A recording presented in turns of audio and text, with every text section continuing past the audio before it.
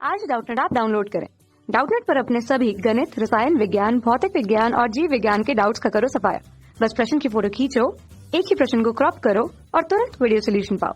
अभी डाउनलोड करें। हेलो दोस्तों, हमारा सवाल क्या दिया गया है कि ब्रास मिश्र धातु निर्मित होती है। किससे निर्मित होती है ये हमसे पूछा जा रहा है। ठीक है, तो पहले हमें पता होना चाहिए मिश्र धातु क्या होती है। ठीक है, मिश्र धातु क्या होती है कि धातु का या धातु अधातु का समांगी मिश्रण होता है। ठीक है, यहाँ पर हम लोग लिख देते हैं कि धातु धातु या धातु अधातु। ठीक है, यानी यहाँ पे हमें बहुत कंफ्यूजन होती। कुछ लोग को पता होता है कि केवल धातु और धातु को मिला करके ही मिश्र धातु बनाई जाती, जबकि धातु या धातु मिल सकती हैं या धातु अधातु मिल सकती हैं।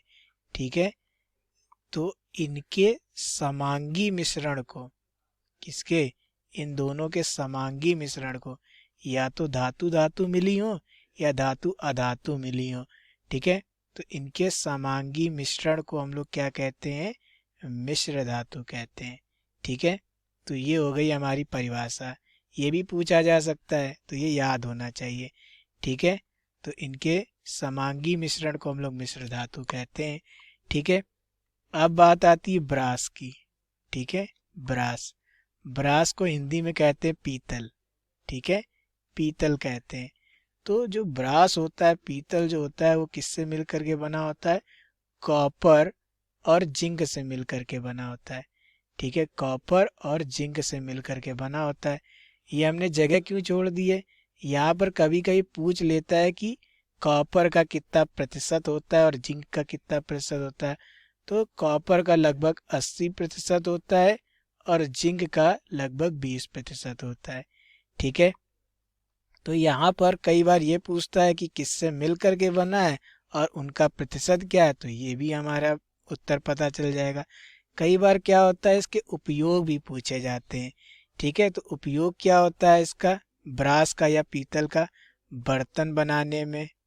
ठीक है, बर्तन व तार बनाने में। ठीक है, तार बनाने में। और किस में होता है, कारतूस बनाने में होता है।